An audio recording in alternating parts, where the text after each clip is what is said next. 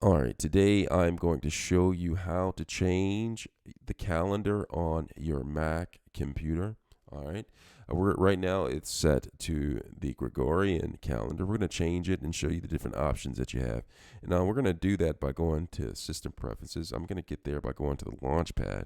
Once I get into the Launchpad, I'm going to find System Preferences right here. Click on that. Once I click on that, I am going to find language and region. All right, do you see this icon right here? I'm going to click on language and region. Now, once I'm in there, I go down to the calendar. Okay, do you see this? It says Gregorian. I'm going to click this arrow, and it gives me all different types of calendars to choose from. I have the Buddhist, Coptic, Ethiopic, Hebrew, all of these can choose from. All right, you find the one that you want and you click it, and it changes the calendar. All right, let me know if you have any questions. Thanks a lot for watching.